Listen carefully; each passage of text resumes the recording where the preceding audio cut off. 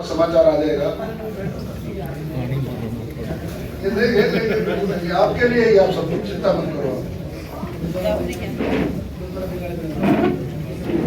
सम्मानित मंच, सभी मेरे पत्रकार साथी,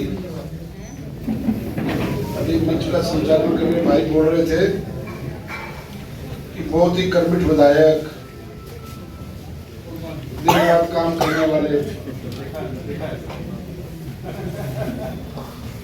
ये भी एक विधायक की क्वालिटी हो गई।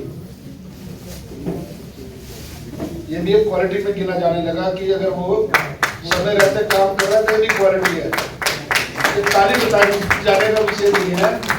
ये आप लोगों ने चुना है, जनता ने चुना है, ये उसका दायित्व है, ये क्वालिटी नहीं है। ये एक दायित्व है कि वो सब सामाजिक धार्मिक कार्यक्रमों में शिरकत करे, स्थानीय है तो सुख दुख में जाए और कार्यक्रमों में जाए, लोगों के सुख दुख में शरीक हो। ये क्वालिटी नहीं है, ये उस नाते से आप लोगों ने चुना है। तभी तो आपने विपक्ष के विधायकों ने चुना, वो आपके बीच में नहीं रही। तो ये क्वालिटी नहीं है, ये एक जिम्मेवारी है, जो हमारी जिम्मेवारी है, उस जिम्मेवारी का निर्वहन करने के बतौर आपने यहाँ तक पहुँचाया है। आज के इस श्रमजीवी पत्रकार संघ के कार्यक्रम में मैं रहता जरूर आधा घंटा और कि माननीय मुख्यमंत्री जी का अचानक कार्यक्रम बन गया है और वो गांव गुजपुरा के पास एक टेम्परेरी हेलीपैड बनाया, वो सहारनपुर से आ रहे हैं। तो प्रोटोकॉल है कि जब जिले में मुख्यमंत्री हैं तो स्थानीय विधायकों को रहना होता है, उस नाते से वो निकलना पड़ेगा। अदरवाइज मेरे पास इसके बाद कोई कार्यक्रम है नहीं, खाली कोई कार्यक्रम नहीं है। अगर आपका कार्यक्रम चलता है और मुख्यमंत्री चले फिर आ जाओगे।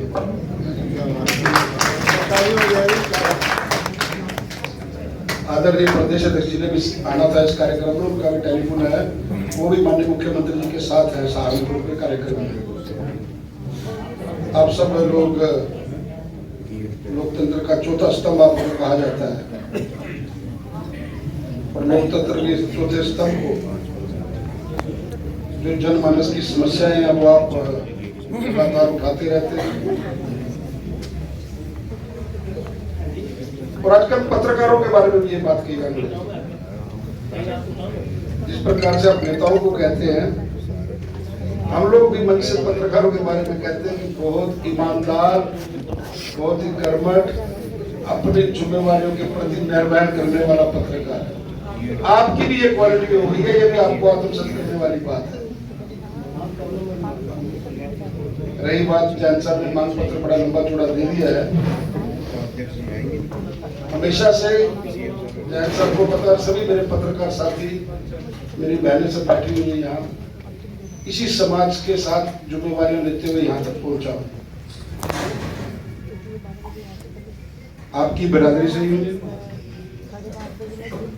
उस नाते से आपको कहूंगा कि जो मांग पत्र आपने दिया है, क्योंकि यहाँ पॉलिसी जो बनती है वो सारे पत्रकारों के लिए, आपके नाम चाहे अलग अलग हो या आपके संघ के नाम अलग अलग हो, लेकिन दायित्व सब पत्रकारों का एक ही है। सरकार की अच्छाइयों को जनता के सामने रखना, सरकार की बुराइयों को जनता के सामने रखना। हम अच्छा काम करेंगे तो आप अच्छा लिखते हैं, हम गलत करते हैं तो आप गलत लिखते हैं। जनता की मूलभूत सुविधाएं उनको कैसे मिले, उनसे वो महरूम न रहे, उसको आप लगातार उजागर करते हैं।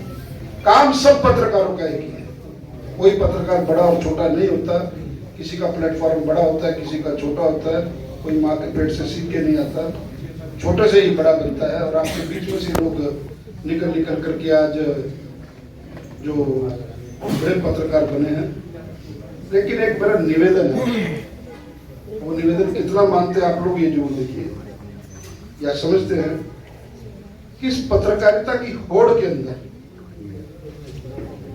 इस पत्रकारिता की होड़ के अंदर अपनी कलम की लेखनी, उसके साथ समझौता मत करिए। अभी पीछे एक पत्रकार संघ का कार्यक्रम था तो उसमें मैंने एक बात कही थी, वही बात दोहरा करके मैं आपके अपनी बात समाप्त करूंगा। एक पत्रकार साथी को किसी ने एक साइकिल भेंट कर दी, तो साइकिल भेंट कर दी तो वो घर लेके गया साइकिल, तो घर वाले ने कहा कि भाई आप साइकिल तो ले आए हो लेकिन इसके पीछे कैरियर नहीं है, तो बच्चों को स्कूल कैसे छोड़ के आओगे? उसने कहा तो बात बिल्कुल ठीक है। उसके बाद अगले दिन वो जाता है साइकिल की दुकान पर, तो उसको कहता है कि इस पर कैरियर लगा दे। वो उस पर कैरियर लगा देता है। पत्रकार अपना काम करके शाम को जब आता है वो साइकिल उठाता है, घर में आता है। जब स्टैंड लगाने लगता है तो देखता है स्टैंड नहीं है। उन्होंने कैरियर लगाया और स्टैंड उतार दिया। वो अगले दिन सवेरे फिर दुकान पे जाता है, कहता है मैंने आपको कैरियर लगाने के लिए कहा था, स्टैंड लगाओ, तो स्टैंड क्यों उतार दिया? उसने कहा मुझे पता है आप पत्रकार हो, अगर कैरियर बनाओगे तो स्टैंड नहीं ले पाओगे, और अगर स्टैंड लोगे तो आपका कैरियर नहीं मिलेगा। ये दो चीजें।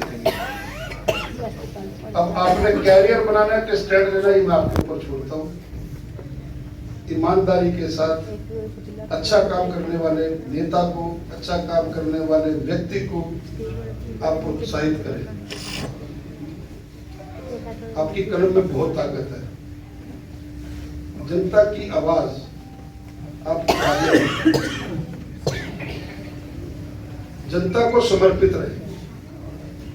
लेकिन अगर कोई सरकार अच्छा काम कर रही है तो उसको शाबाशी देते रहे।